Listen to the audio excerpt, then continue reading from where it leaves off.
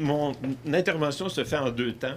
Alors, dans un premier temps, je proposerai un bref survol de l'enchaînement de mes interventions à titre de consultant ou de participant bénévole en éthique au sein d'établissements du réseau de la santé et des services sociaux depuis le milieu des années 80.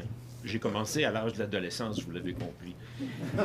Centre hospitalier, centre de réadaptation en déficience intellectuelle, groupe d'intervention de proximité en habitation à loyer modique et regroupement de centres de petite enfance. Dans un second moment, j'exposerai l'approche d'intervention éthique que j'ai qualifiée de virale dans ma présentation, une approche qui s'est élaborée au fil du temps par essai et erreur, par succès et résistance, une approche que j'ai pu mobiliser au cours des 10 dernières années dans des interventions auprès des CRDI et qui constitue quelque part, en fait, une vaste démarche de recherche, étant donné, ce que je vais vous expliquer maintenant, la généalogie de mon travail, en fait. Puis on pourra mettre en évidence, en fait, certains projets de recherche plus spécifiques, notamment liés à comment je dirais, à l'intégration de certains aspects de l'approche narrative dans les pratiques qui sont les miennes. Alors, le survol. Mon but est de présenter une certaine généalogie de l'approche de l'intervention éthique que j'ai développée au fil des ans en lien avec les référents conceptuels qui ont été développés par des auteurs majoritairement québécois. Plusieurs sont présents aujourd'hui. Ils sont à même de mesurer l'étendue des déviations que certains intervenants, comme moi, ont pu imprimer à leur cadre conceptuel dans des tentatives d'intégration qui ne sont pas sans prêter flanc au syncrétisme. Mais je cours le risque, car il me paraît important de souligner que ces auteurs eux-mêmes impliqués dans l'intervention éthique auprès d'organisations ou de groupes professionnels ont su créer un corpus théorique et pratique d'une grande richesse qui a accompagné et provoqué le développement d'aspects clés de ma propre intervention. Vous avez remarqué que je parle à la première personne. Il s'agit en effet d'un parcours individuel marqué par de modestes réussites et des échecs proportionnels, c'est-à-dire modestes aussi. Bien sûr, j'ai pu compter sur la complicité profonde et durable qui s'est établie avec les collaboratrices et les collaborateurs au sein des organisations et sur leur créativité. Mais mon travail a été accompli largement en solitaire, dans une conscience aiguë de ma responsabilité dans la chaîne de décision et d'action qui ont parfois un impact majeur sur le bien-être et même, dans certains cas, sur l'existence de certains usagers, intervenants ou gestionnaires. Une conscience aiguillonnée par la conviction que l'on demeure individuellement imputable lorsqu'on s'arroge le titre de conseiller en éthique ou d'éthicien, même si son intervention est médiatisée par un groupe tel qu'un comité d'éthique. Il en va ainsi de la responsabilité, par exemple, de rédiger les avis d'un comité d'éthique et de les signer, sachant que le signataire est celui qui devra ultimement défendre les argumentaires du comité face aux gestionnaires, aux usagers, aux proches, ou même devant un tribunal en cas de poursuite en responsabilité civile. Une responsabilité renforcée par le fait que mes lieux d'intervention éthique dispensent des soins et des services à des personnes vulnérables, dont le statut commande un devoir de protection ressenti par les gestionnaires et les intervenants et inscrit dans un lourd encadrement normatif, juridique, déontologique, réglementaire et moral. Une responsabilité que mon intervention vise à faire passer du registre juridique et normatif au registre éthique, dans un travail réflexif sur l'équilibre à trouver au cas par cas, mais aussi dans les textes normatifs, entre la promotion de l'autonomie et la protection de l'intégrité, entre la prise de risques déraisonnables et le paternalisme paralysant.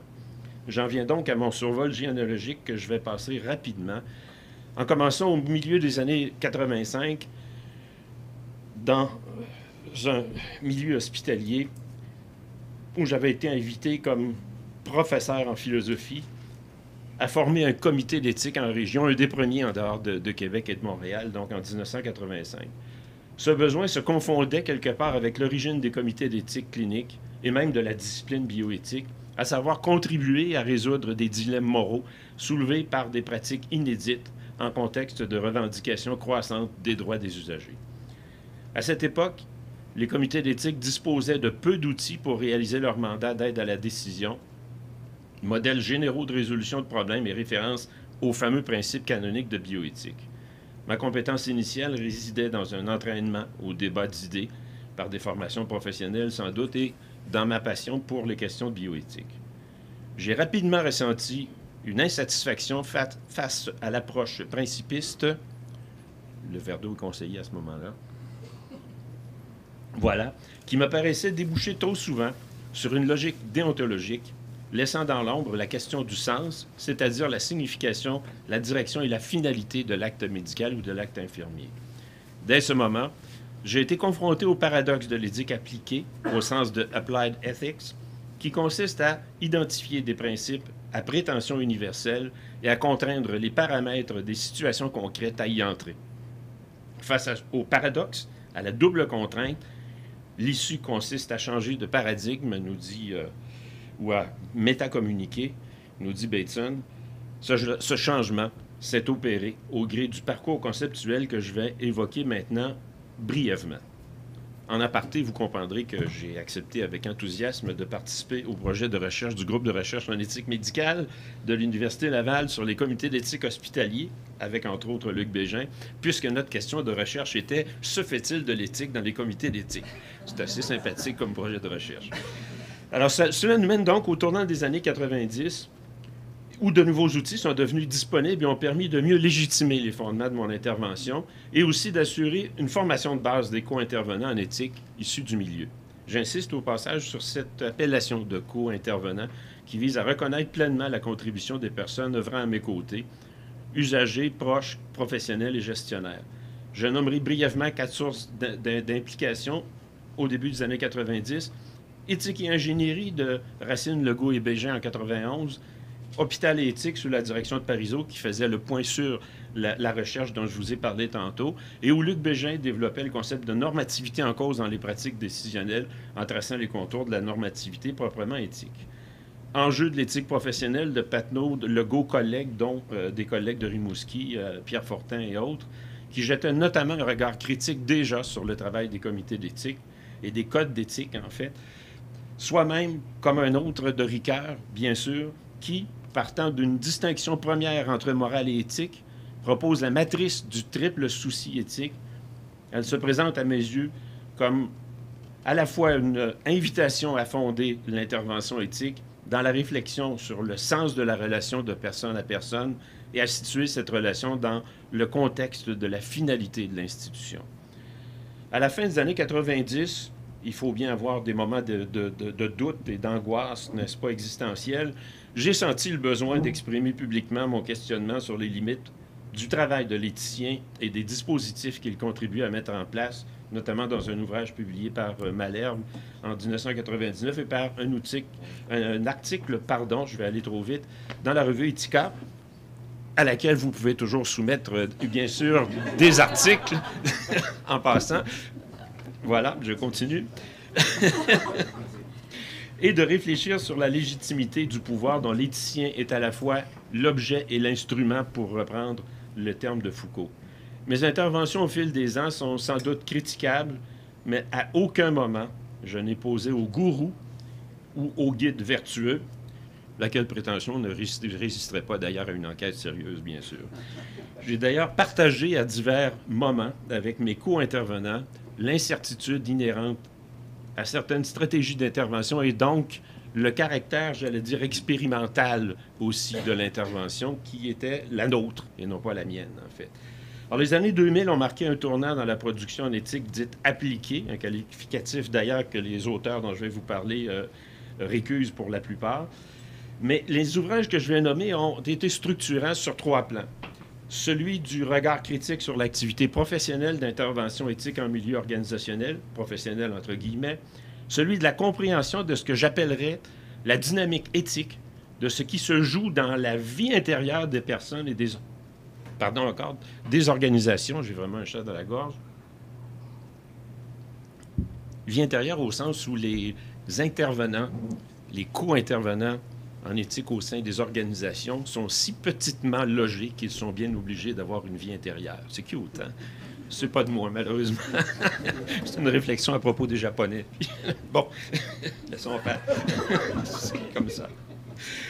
Et le troisième plan de structuration, c'est celui de la mise à disposition, bien sûr, d'outils de formation à l'usage des intervenants en éthique. Je nomme les ouvrages tout simplement Professionnalisme et délibération éthique de Legault, qui est devenu la référence obligée en matière de délibération éthique, le petit manuel d'éthique appliqué à la gestion publique de Boisvert, Jutras, Marchildon et Legault, qui sont ici aujourd'hui, bien sûr. Aussi les travaux qui ont développé la problématique des tensions identitaires, crise d'identité professionnelle et professionnalisme en 2003, sous la direction de Georges Legault encore, et les recherches de Luc Bégin sur la distinction entre agent moral et titulaire de rôle et ses implications pour l'intervention éthique 2007-2008. Enfin, les ouvrages marquants d'Yves Boisvert et d'André Lacroix en matière d'éthique organisationnelle. Bien sûr, d'autres référents interviennent dans la construction de l'approche d'intervention que j'ai expérimentée, notamment l'éthique narrative, j'en parlerai tout à l'heure. Et j'en arrive donc au moment de présenter l'approche d'intervention. Auparavant, 2 points importants. D'abord, je salue mes étudiants et étudiantes au cours d'éthique professionnelle qui sont forcés de suivre à leur tour le même itinéraire conceptuel. Mais j'ai l'intime conviction que ces étudiants y trouvent matière à penser leur propre action.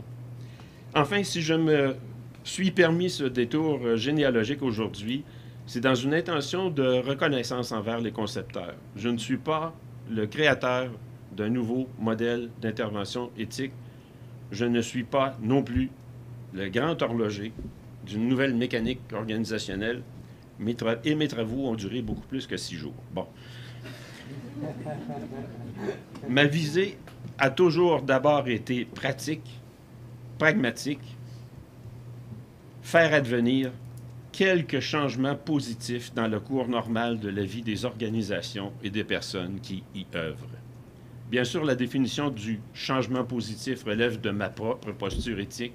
Il s'agit essentiellement de contribuer au développement de la réflexivité par la mise en place des espaces de dialogue, de formation et de collaboration nécessaires à la remise en question du sens de l'acte professionnel et de l'acte de gestion, donc du rapport à l'autre et aux balises du vivre ensemble au sein de l'organisation. Donc, j'arrive au modèle viral d'intervention éthique. Je vous ai décrit les outils. Voici donc ce que j'en fais. Je prends pour illustrer mon propos, disons-le comme ça, les jalons d'une intervention dans un CRDI où j'ai débuté comme conseiller animateur du comité d'éthique pour agir maintenant comme formateur ponctuel sur une base à peu près annuelle. Alors, clarifions d'entrée de jeu le terme viral. Dans le cas où le virus est la réflexivité, il s'agit d'un virus lent. Selon la capacité de résistance variable des victimes, les maladies induites par ces virus sont caractérisées par de longues périodes asymptomatiques de plusieurs mois ou de plusieurs années entre l'introduction de l'agent infectieux et l'apparition des effets chez les victimes. La maladie induite par le virus touche généralement le cerveau et est la plupart du temps incurable. Le virus lent est aussi appelé prion, mais ce terme risque d'introduire une confusion entre morale et éthique. Alors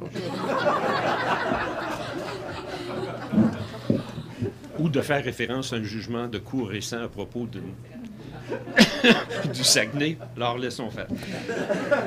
Donc, je veux introduire quand même par cette métaphore le parti pris que j'ai adopté au fil de mes interventions, qui est celui de m'adresser d'abord à l'agent moral et de le soutenir, de l'accompagner dans la démarche de reconstruction de son identité morale. Ma conviction est que l'agent moral qui trouve cet équilibre dynamique, mais toujours précaire, établit une relation plus sereine avec l'autre, contribue de manière positive au travail d'équipe, donc à la création d'un petit collectif, et ultimement à l'atteinte de la finalité de l'institution, l'idée d'institution juste de Ricard. En retournant vers l'organisation, l'exigence de cohérence dont il est porteur, l'individu peut devenir un agent de critique et de changement organisationnel, un facteur de croissance de la réflexivité. Je dis bien peut devenir. Il y a forcément quelque chose d'optimiste ou d'utopique dans une telle approche, mais sans doute aussi dans les autres approches de l'intervention en organisation. Cela dit, je ne prétends nullement détenir quelques compétences psychologiques pour travailler sur la boîte à poux, selon l'expression colorée d'André. J'ai cependant acquis la conviction qu'il y a autre chose que des poux dans la boîte et qu'en période de changement structurel ou de révolution radicale des pratiques professionnelles et de gestion qui modifient profondément les rôles des personnes, le travail sur la reconstruction identitaire de l'agent moral est une manière plausible d'approcher l'éthique organisationnelle, à condition d'y déboucher, bien sûr. Et ce n'est évidemment pas la seule approche valable. Voici un exemple de ce qui s'est présenté en contexte de professionnalisation et de spécialisation des pratiques des centres de réadaptation d'efficience intellectuelle, processus qui consiste notamment à faire évoluer définitivement, entre guillemets, la mission des établissements de la prise en charge continue de l'usager vers l'offre d'épisodes de services spécialisés, services de deuxième ligne. Une éducatrice d'expérience est confrontée à l'augmentation du nombre d'usagers sous sa responsabilité, à l'augmentation de son caseload, comme on dit en France, n'est-ce pas? Et à de nouvelles règles de reddition de comptes qui imposent un travail de bureau qui ne lui était pas familier. Elle se rebiffe. Elle invoque les valeurs de sollicitude et l'humanisation des rapports à l'autre qui ont toujours marqué son accompagnement des personnes, qu'elle dit aimer pratiquement comme ses enfants. Elle affirme tout net qu'elle ne va simplement rien changer à sa manière d'être et d'intervenir. Problème de gestion du personnel, mais ce n'est pas la chose qui m'intéresse, en fait. Continuons. Bien sûr, l'intervention éthique reconstructive ne consistera pas à ouvrir la boîte à poux de la dame pour comprendre les mobiles secrets de son attitude quasi vocationnelle. Cette intervention va plutôt tabler sur le récit du malaise vécu par la personne tiraillée par la tension entre les valeurs qui ont donné sens à sa pratique jusqu'à maintenant et les valeurs liées au professionnalisme imposées par la nouvelle mission de l'organisation. Pourquoi accorder de l'importance à ce récit? Pour prendre acte, en réfléchissant avec elle, du potentiel critique de son cri du cœur, il est bien possible, en effet, que ce cri permette d'identifier une charge potentiellement déshumanisante des nouveaux standards de pratique et de gestion. Et aussi pour réfléchir ensemble, avec elle, à la manière de conserver la qualité humanisante de la relation avec les personnes dans la mise en place des nouvelles pratiques. Ce qui peut impliquer, effectivement, une révision des standards de reddition de comptes, par exemple. Sur le plan de la reconstruction de l'identité morale de l'éducatrice elle-même, le travail de délibération éthique consistera à réfléchir ensemble avec elle au caractère potentiellement infantilisant de la prise en charge paternaliste des personnes qui a prévalu jusqu'à maintenant. Il faudrait dire maternaliste, sans doute, dans son cas, mais bon. Un travail de reconstruction identitaire qui est proposé non seulement à elle, mais à l'ensemble des membres de l'organisation et qui permet positivement de mettre en relief les valeurs qui donnent sens au changement organisationnel en cours. Alors, voyons maintenant comment un tel exemple peut s'insérer dans l'approche virale d'intervention éthique. J'ai quelques temps pour exposer, je vais y aller quand même assez rondement. D'abord, il faut introduire le virus dans l'organisme. En fait. C'est la tactique du cheval de Troie. Et chacun a bien compris que dans cette tactique, en fait, fonctionne, bien sûr, dans la mesure où l'envahisseur n'est pas le seul à débarquer de l'appareil, vous comprenez? D'où une stratégie, j'aimais bien l'idée de création des collectifs, d'où une stratégie de création de collectifs, j'allais dire, naturelle au sein de l'organisation. Alors, l'intervention initiale vise à répondre à une commande éthique spécifique d'une organisation. La création d'un comité d'éthique clinique, par exemple. Bien sûr, la première étape de l'intervenant en éthique consiste à rencontrer la direction, à identifier les demandes et les besoins derrière la commande et à tenter de situer cette commande-là dans un diagnostic plus global des risques éthiques et des meilleurs moyens d'y travailler.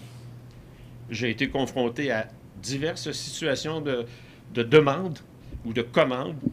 Aucune ne m'a permis de mobiliser formellement les outils de diagnostic organisationnel développés notamment par l'équipe d'André Lacroix. Certaines commandes étaient minimalistes. Le conseil d'agrément avait recommandé la formation d'un comité d'éthique. D'autres avaient déjà élaboré des statuts et règlements du comité d'éthique et il ne restait plus qu'à le mettre en place avant même de contacter l'intervenant en éthique, bien sûr.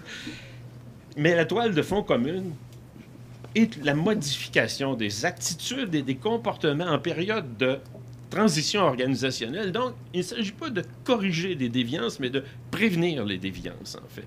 C'est autre chose que de corriger des déviances, en fait, qui, à force de s'accumuler, légitime la modification des pratiques et des normes, bien sûr. Les interventions qui ont donné les résultats les plus positifs ont pris appui sur une rencontre initiale d'information et de formation de la direction de l'établissement, en fait. Là, on essaie de réunir le plus grand nombre de personnes possible. On dit au moins, on va s'entendre sur le vocabulaire, sur ce dont il s'agit quand moi j'interviens en éthique, en fait, et les conceptions qui sont partagées généralement par les auteurs qui travaillent sur l'intervention éthique. La mise en place, s'il s'agit de la mise en place d'un comité d'éthique, moi, je les aborde maintenant dans une optique de formation, de base, en fait, qui passe par le petit manuel pour la définition des modes de régulation, bien évidemment, par le triple souci de soi, de l'autre et de l'institution juste, qui rejoint assez étonnamment, quand on le fait pour la première fois, mais maintenant j'y suis habitué, qui rejoint beaucoup les intervenants auprès des personnes vulnérables, dont l'attitude première est morale, mais qui trouvent dans le triple souci une première expérience de réflexion de portée philosophique, en fait, sur leurs propres valeurs, en fait. Ce qui est une dynamique très intéressante, en fait. Puis maintenant, que je réinterviens dans le milieu de pratique auquel je pense, là, en donnant ces exemples-là, on m'a demandé de revenir sur le triple souci éthique, et ça m'a permis de donner une lecture, en fait, du triple souci comme souci du bien-être, de son propre bien-être au sein de l'organisation, souci de l'autre, mais de l'autre avec qui je travaille au sein de l'organisation, puis souci de l'organisation juste, non seulement celle qui réalise sa finalité sociale, mais celle aussi qui propose en fait des procédures de gestion et d'une organisation du travail qui est juste aussi à l'interne. Alors c'est intéressant comme dynamique, en fait. Bon. Troisième élément, bien sûr, l'apprentissage du modèle de coélaboration du sens, en fait, forcément adapté et qui débute souvent par quelques analyses informelles. Au préalable, j'essaie maintenant d'introduire un exercice d'analyse rétrospective de type narratif qui est décrit dans l'ouvrage de Leclerc-Rondeau, dont le titre est ici, là. Bon. Donc, un exercice d'analyse de type narratif où les membres du comité d'éthique font l'expérience du passage de la narration à la confrontation des interprétations et aux exigences du passage à l'argumentation dans une visée d'identifier les valeurs partagées par le groupe en tant qu'agent moraux. Alors, vous comprendrez qu'il s'agit là d'une forme de recherche, d'une expérimentation, en fait. Et quand je le fais, de la même manière, quand on est intervenu pour mener cette recherche-là dans un CRDI, tous les deux, en fait, on partage de manière explicite le niveau de risque, en fait, qui est associé à cette recherche-là. Dans le fond, on ne peut pas garantir à l'organisation qu'il va en sortir quelque chose de positif, finalement. Il s'agit d'une recherche. Alors là, et vous comprenez la difficulté, dans le fond, dans laquelle on se trouve, le dilemme dans lequel on se trouve. On propose une intervention, mais normalement, ça doit donner un résultat aux yeux de ceux qui nous demandent d'intervenir, et c'est tout à fait normal, qui s'attendent à des résultats. Puis en même temps, bien, il faut leur faire admettre, en fait, une part d'incertitude, en fait, en leur disant, bon, on a déjà fait quand même une recherche, ça avait quand même bien fonctionné et tout. Enfin, vous voyez l'espèce de questionnement sur l'éthique de l'intervention ou l'éthique de la recherche-action, finalement. En ce qui concerne l'élaboration du code d'éthique, ma stratégie, un peu par défaut, puisque les établissements où je suis intervenu ont dissocié le code d'éthique imposé par la loi de la santé et des services sociaux et la déclaration des valeurs organisationnelles. Idéalement, les deux démarches devraient être intégrées, mais bon. Quand ce n'est pas possible d'intégrer les deux démarches, je propose une stratégie alternative qui consiste à produire un guide des valeurs, en contravention, bien sûr, de la loi qui exige un code de conduite, centré sur les valeurs de l'intervention dont la mission principale est la réadaptation auprès des usagers. Malgré que la stratégie du guide des valeurs existe depuis quelques décennies dans le réseau de la santé et des services sociaux, Georges l'avait déjà mis en lumière il y a plusieurs années, il reste des irréductibles qui établissent un lien entre droit des usagers, conduite attendue des intervenants, traitement des plaintes et même évaluation du personnel. C'est d'ailleurs recommandé par l'Association québécoise des établissements de santé et de services sociaux dans son guide de révision des codes d'éthique. Alors, ça vient de où? Une équipe de rédaction qui était d'ailleurs composée essentiellement d'avocats et je pense de 2 ou 3 directeurs d'établissements. Alors, bon, voilà. Stratégie de consultation, approche narrative, encore une fois, un peu expérimentale toujours, et conscience des tensions identitaires. Identifier les tensions de valeurs et les valeurs prioritaires pour chacun des groupes concernés, gestionnaires, intervenants, usagers, parents, responsables de ressources d'hébergement, et produire un guide de valeurs à portée philosophique, principes et orientations d'action. Vous pourrez vous en lire un extrait tantôt si la chose vous intéresse. Je veux dire ici, quand je parlais du risque, en fait, à aborder un travail comme celui-là dans une approche de recherche, action, c'est que, par exemple, les parents, quand ils ont été consultés, ils retrouvent très peu de leurs préoccupations, sinon une préoccupation de qualité, puis une préoccupation d'équité dans le guide des valeurs de l'intervention. Parce que le guide des valeurs de l'intervention, c'est l'engagement que prennent les intervenants à réaliser un certain idéal moral, si on veut, dans le fond, certains énoncés philosophiques, certains énoncés éthiques dans leur pratique. Alors, les parents ne trouvent pas nécessairement leur préoccupation dans un guide comme celui-là, qui devrait se retrouver d'ailleurs leur préoccupation dans une déclaration de valeur organisationnelle davantage, en fait. Alors, il y a toujours un risque, en fait. On consulte les gens, mais après ça, ils viennent nous voir, mais ils disent, on ne se retrouve pas dans votre guide.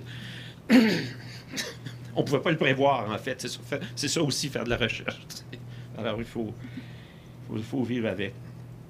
Alors, je poursuis rapidement sur la démarche formatrice en spirale qui vise le développement de compétences éthiques dans les éthiques d'intervention, mobilisation d'autres petits collectifs que j'appelais naturels tout à l'heure.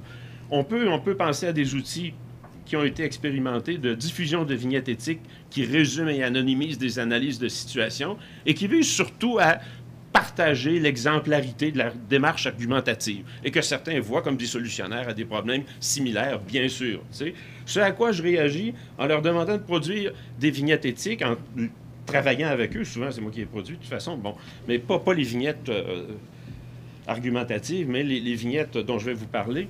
Production de vignettes faisant appel au jugement pratique individuel en situation.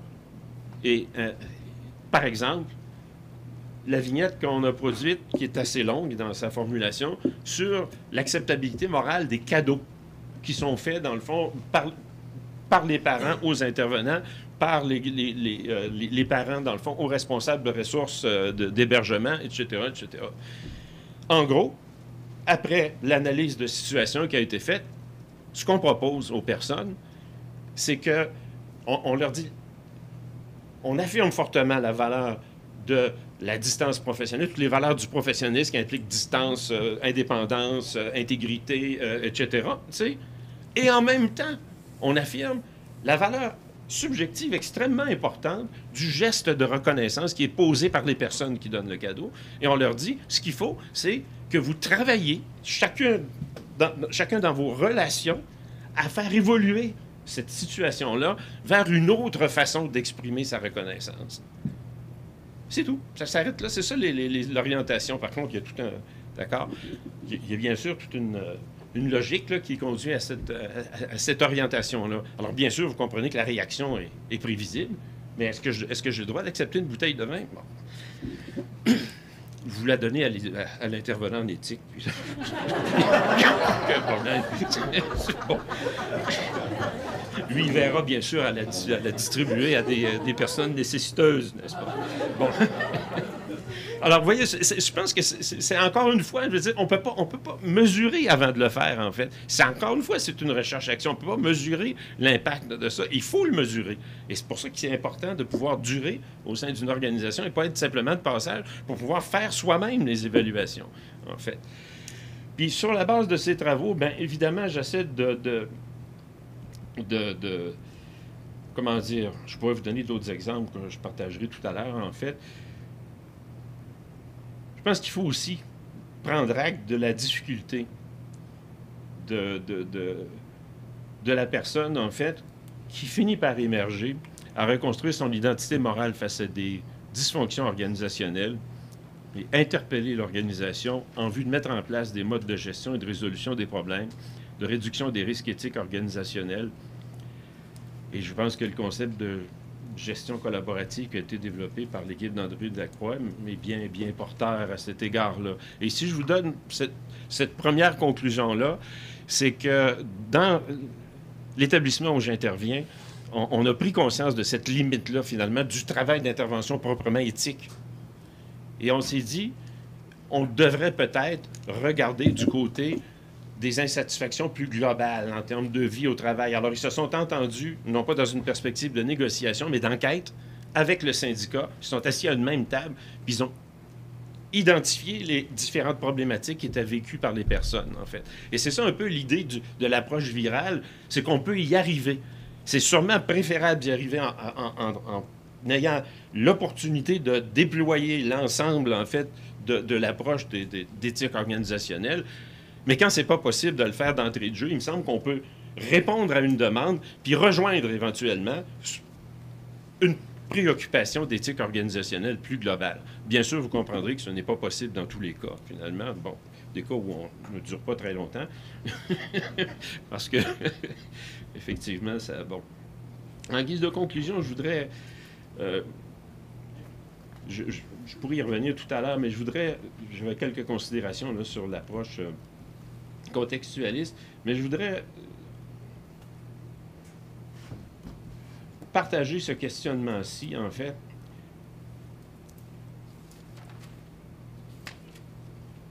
qui est le suivant. C'est un questionnement sur une certaine lecture du contextualisme qui, associé à une conception de l'éthique comme mode autorégulatoire, en arrive à conclure qu'un comité d'éthique en organisation peut arriver à dégager des propositions d'action raisonnables sur toute problématique rencontrée en contexte organisationnel.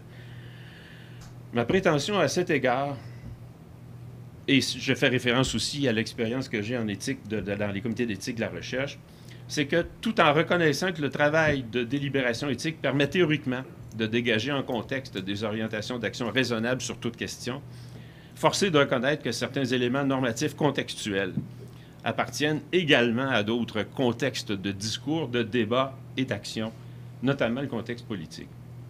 Ainsi, pour prendre l'image de l'iceberg, la partie émergente de certaines normes dans le contexte d'un hôpital, par exemple, offre peu de prise au travail d'analyse de la situation et d'évaluation des options sur le plan éthique, parce que l'hôpital n'est pas le lieu pour discuter d'un tel enjeu sociétal. Exemple, en éthique de la recherche, un comité d'éthique de la recherche ne peut, à mon sens, résoudre pour son seul établissement d'appartenance les enjeux de protection de l'assurabilité et de l'employabilité des participants à la recherche, ni la question de la propriété des banques de données populationnelles. J'ai pu observer récemment, chez certains chercheurs dans le domaine de la génomique et de biomédical en général, un changement d'attitude par rapport à l'éthique en recherche qui comprennent subitement tout l'intérêt qu'il y a à défendre une approche autorégulatoire et contextualiste en éthique. Il est sans doute plus simple de faire valoir un projet de recherche controversé devant un comité d'éthique local que devant une commission parlementaire où intervient l'aéropage de la bioéthique et de l'éthique appliquée au Québec. Ce qui ramène la réflexion, bien sûr, au rapport entre l'éthique organisationnelle et l'éthique publique. Et il me semble que c'est un objet de recherche important qui ressort de mon expérience. Enfin, en terminant, je constate encore une fois toute l'importance d'activités de ressourcement, comme ce colloque international, en fait, qui permettent au poor lonesome ethicist que je suis de renouveler son stock de réactifs critiques, n'est-ce pas, pour aborder. Et c'était effectivement une excellente idée que d'inviter des conférenciers européens. Voilà, merci.